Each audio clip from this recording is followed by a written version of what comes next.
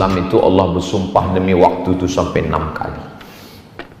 Terbit fajar, wal fajri, masuk waktu subuh, was subhi idza tanaffas, masuk waktu duha, wad duha, masuk waktu siang, wan nahari idza tajalla, masuk waktu asar, wal asri, masuk waktu malam, wal laili idza yaghsha, wal laili idza saja. 6 kali. Kenapa Allah bersumpah demi waktu sampai 6 kali? Karena umat Islam, manusia banyak melalaikan waktu. Maka kalau kita sudah bersyukur nikmat kerja, on time, tepat waktu. Karena ada juga sebagian orang ini, kata dia, prinsipnya Pak Ustadz, jangan sampai kita salah 2 kali. Kalau sudah kita terlambat datang, pulang mesti cepat. Itu. Kenapa begitu? Karena kalau sudah salah sekali, ini kesalahan yang bagi sebagian orang biasa-biasa saja. Tapi bagi orang beriman, BP Batam, mengurus Batam. Batam ini penduduknya sekarang berapa Pak? 1,3. Berarti orang BP Batam ini, kalau dia beramal soleh, memudahkan urusan orang, itu pahalanya mengalir. 1,3 juta orang mendoakan dia, memudahkan urusannya dunia dan akhirat. Tapi kalau sampai dia aniaya, susah juga itu. 1,3 juta orang melaknat, meminta pertanggungjawaban di hadapan Allah Subhanahu wa Ta'ala. Tapi jangan gara-gara tausiah ini besok banyak pula yang resign. Kadang ada beberapa kawan ini, beberapa jamaah ini datang ke saya, Ustadz, ya, tempat saya bekerja ini Pak Ustadz nggak tahan saya, banyak kali syubhatnya, banyak kali haramnya, saya mau resign. Saya tanya, kau kalau resign, yang akan menggantikanmu duduk di kursi itu malaikat atau kamu? Atau macam kamu kualitasnya? Lebih setan dari saya lagi Pak Ustadz. Membiarkan setan duduk di tempat kita, itu adalah pengkhianatan. Tapi tak tahan saya Pak Ustadz, banyak kali duit haramnya. Yang halalnya saja diambil, yang kira-kira cukup dengan pekerjaan kita, tetes peluh keringat kita, yang halal untuk anak istri ambil. Yang haramnya Pak Ustadz, masa kau tak tahu kemana meletakkannya? Mesti kuajarkan juga lagi. Kata Syekh Yusuf Al-Qardawi, duit yang haram, yang syubhat, diberikan ke masolih ammah, kepentingan umum, kepentingan orang banyak, yang dinikmati orang banyak. Kumpulkan duit haram itu, tapi jangan, tak pula perlu disebutkan. Datang menghadap ke Ustadz Haruna Hasim, jangan pula bilang, Ustadz ini ada beberapa duit haram nih Ustadz. tak perlu dicakap, tak perlu dicakap kan. Mungkin Ustadz tahu ada pembebasan tanah untuk rumah Quran, karena itu dan Ustadz pun sudah tahu itu, tidak perlu pula dituliskannya, ini tempat pembuangan haram, kita buat nama rumah Qurannya Rumah Quran Al-Haram, untuk kepentingan orang banyak.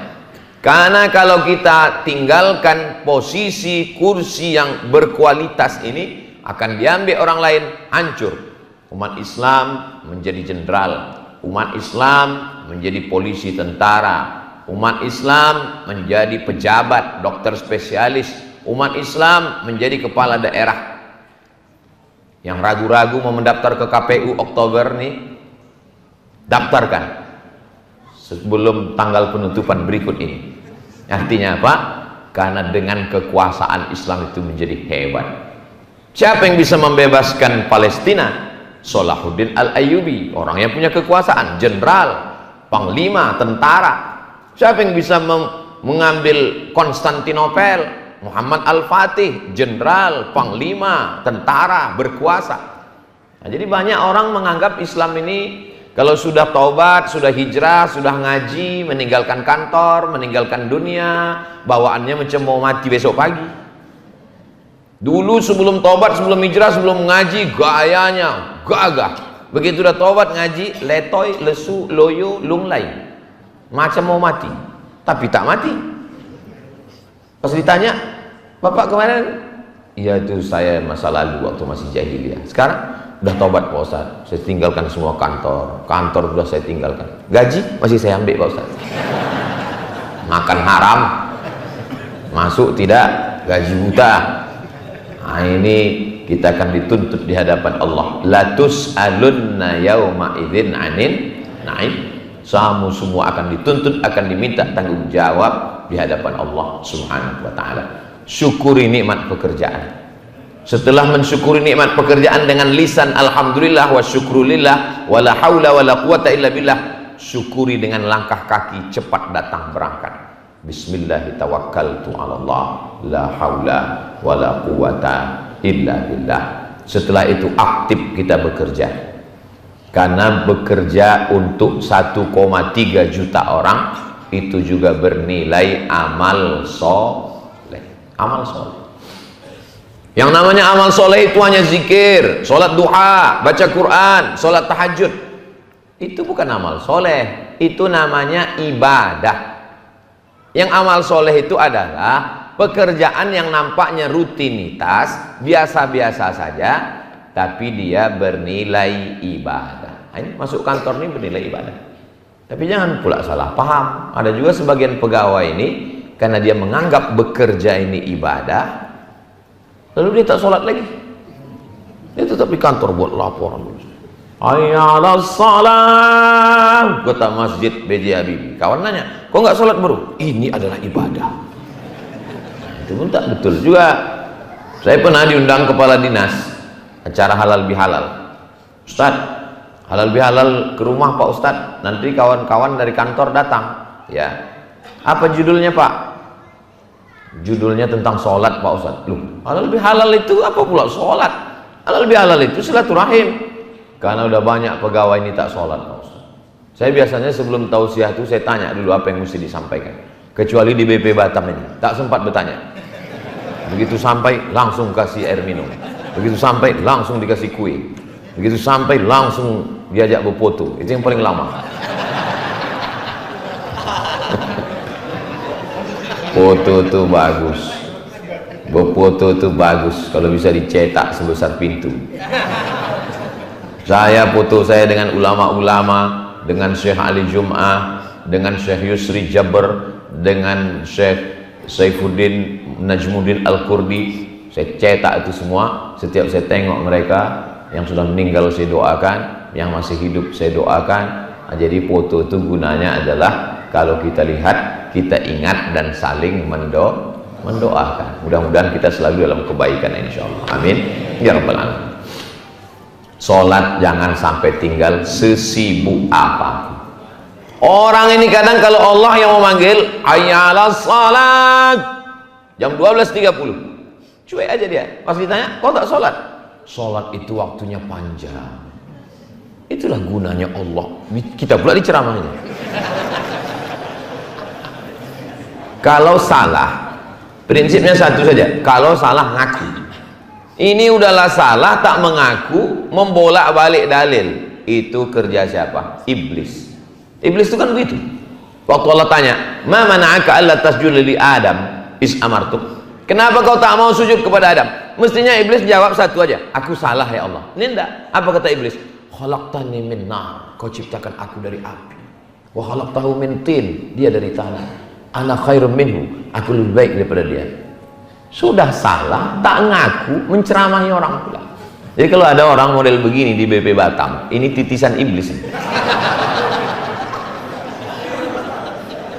Tapi yakin saya tak ada. Kalaupun ada dulu pernah mungkin ada, cuma udah dicampakkan ke laut. Bapak Ibu yang dimuliakan Allah Subhanahu wa taala, aku salah, aku tak sembahyang, aku salah, aku terlambat, tapi saya akan memperbaiki kesalahan-kesalahan saya. Itu yang the best, bagus. Mulai hari ini saya berubah. Apa halangan kita? Masjidnya bagus, cantik, dingin, tak ada halangan untuk sholat sama sekali. Jadi kebahagiaan tempat bekerja adalah ketika ibadahnya, dan ada bagian kerohanian.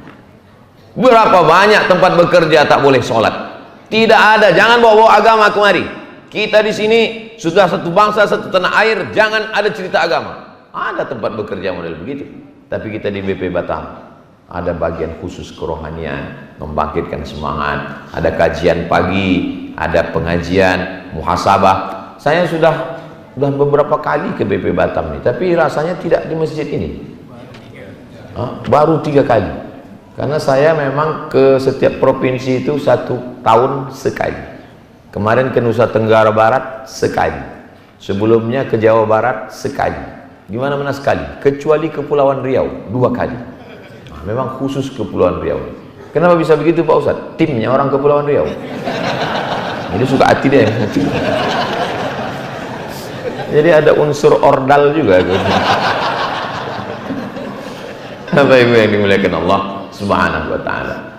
Lalu kemudian setelah kita mensyukuri dengan cepat datang, menghormati waktu, efisien, ibadah jangan sampai tinggal. Paling tidak di BP Batam ini sholatnya 2, sholat zuhur, sholat asar. Kadang saking banyaknya orang salah, kita yang betul pun ragu dengan kebenaran kita. Kita udah ambil wudhu, mau sholat asar, masuk kita ke masjid, kita tengok orang, astagfirullah, aku yang udah istiqomah sholat berjamaah ini, ya Allah, istighfar, terlambat aku hari ini. Kita tengok orang udah sholat ba'diyah, kita tengok orang udah sepi semua masjid, tinggal 1 orang sholat. Kok aku terlambat? Pas tanya, rupanya dia sholat zuhur jam 3.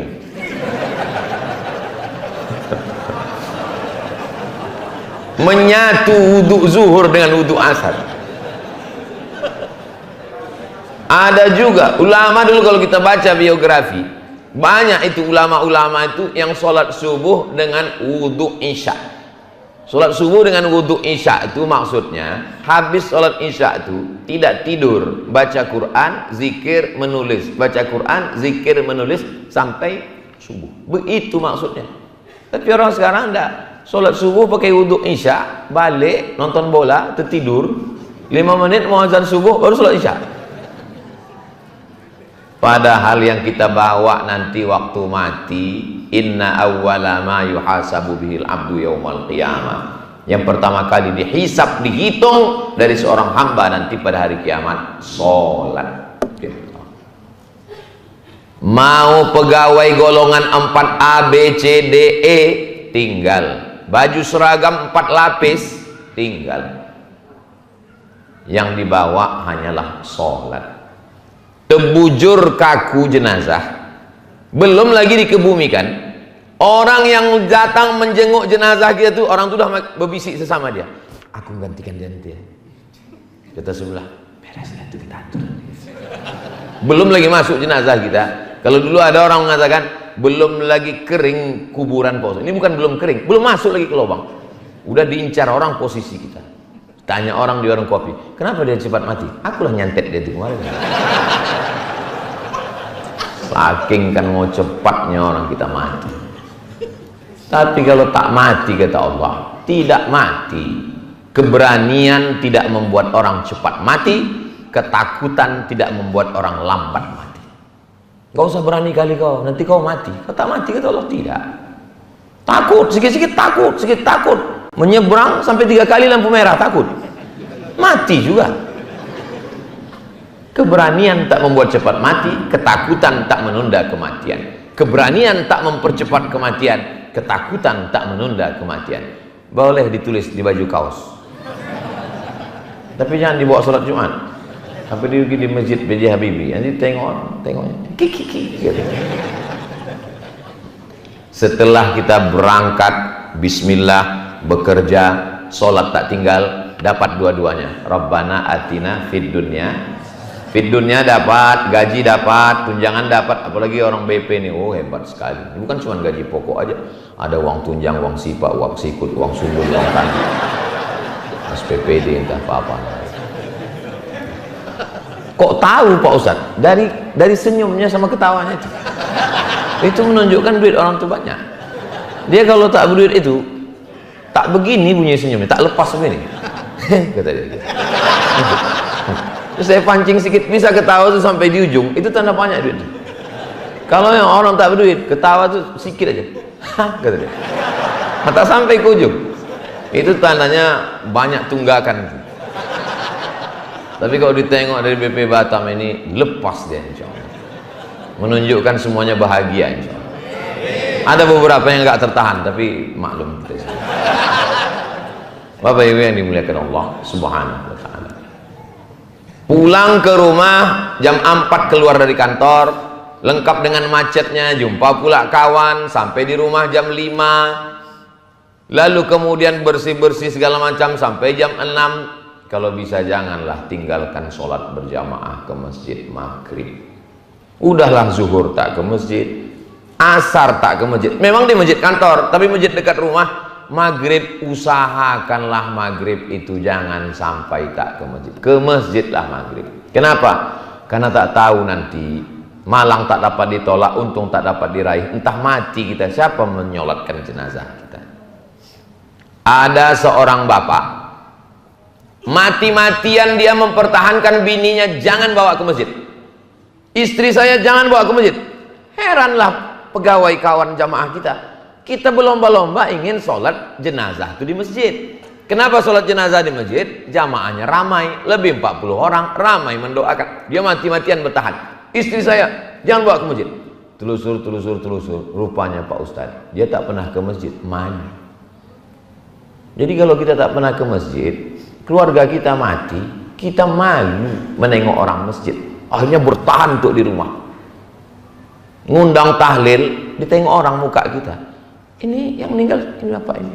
Ditanya orang itu pula, bapak baru pindah ya? Kemana muka kita mau diletakkan? Akhirnya yang lain nanti menjelaskan tentang kita. Ini bapak anu, ayah si anu.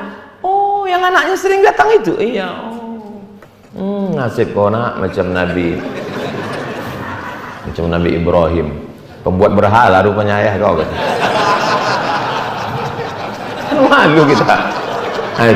Jadi kalau bisa paksa-paksakan. Apa kota Batam? Bukan macam Jakarta, Bandung, Surabaya yang penduduknya sampai 15-20 juta. Balik kita, lalu kemudian mandi bersih ke masjid, bawa anak ke masjid. Anak dibawa ke masjid. Kenapa anak perlu dibawa ke masjid? Anak-anak tak bisa main suruh pergi ke masjid. Ayah tak ke masjid, ayah capek. Tak bisa.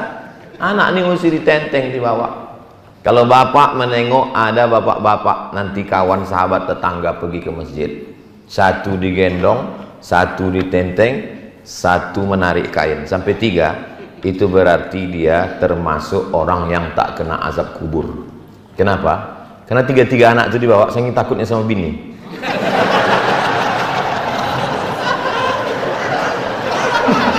Kau udah kau tinggalkan dari pagi, ini bawa 3 nih, aku udah muak, aku dan stres aku di rumah ini gitu. Dibawa dalam 3. Kalau ada orang takut ke bini sampai begini, ini nanti di akhirat kalau dia mati, dia tak kena azab kubur. Kata malaikat, pas mau mengazab, yang ini tak usah kita azab. Kenapa? Udah azab kali di Batam. Ku tengok ketawa bapak lepas, ketawa ibu agak tersendat sedikit.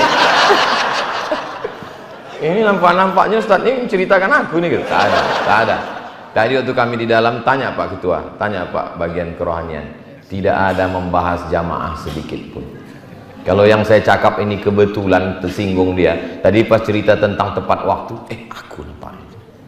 Pas cerita tentang sholat, aku tak sembahyang. Cerita menggendong anak, aku gitu.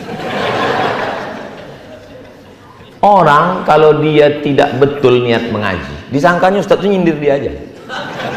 Dari awal aku muak kan dengan Ustadz Somad tuh. Aku aja kan. Kalau Ustadz mana tahu? Saya mana tahu? Saya terbang dari Pekanbaru, datang kemari, suruh tausiah. Saya sampaikan apa yang ada di kepala saya sampaikan. Apa perlu ditulis di sini? Isi ceramah tidak ada unsur kesengajaan. Bila ada yang tersinggung berarti memang penyakitnya sendiri. Kita mengaji itu meluruskan diri kita. Alah Ustaz Somad ngomong gendong anak. Itu kita tengok video Ustaz gendong juga. Sempatkan ke masjid. Kalau bisa dari maghrib ke isya jangan pulang ke rumah. Makanya saya sampaikan ke pengurus-pengurus masjid, Maulid Nabi, Isra Mi'raj, nuzul Quran, halal bihalal, buat dari maghrib. Supaya apa? Supaya jamaah itu sholatnya 2 kali, maghrib dengan isya. Iya Pak Ustadz, tapi kalau kita buat nanti maghrib, isyanya kan kena potong waktu. Apa pula salahnya? Jamaah sekalian, sudah masuk waktu isya, kita lanjutkan setelah yang satu ini. Daripada dibuat orang acara jam 9, acara jam 9, duduk ustadz jam 9, orang belum datang, jam 10 baru mulai, jam 10 mulai kata sambutan, 1 jam kata sambutan, jam 11 barulah ustadz itu tampil, bismika Allahumma amin. Jam 12 balik, pulang jam 12, jam 1, jam 2, jam 3, jam 4, jam 5, terlambat sholat subuh gara-gara Maulid Nabi Isra Mi'raj. Bukan dapat sapaan Nabi, dilaknat Nabi.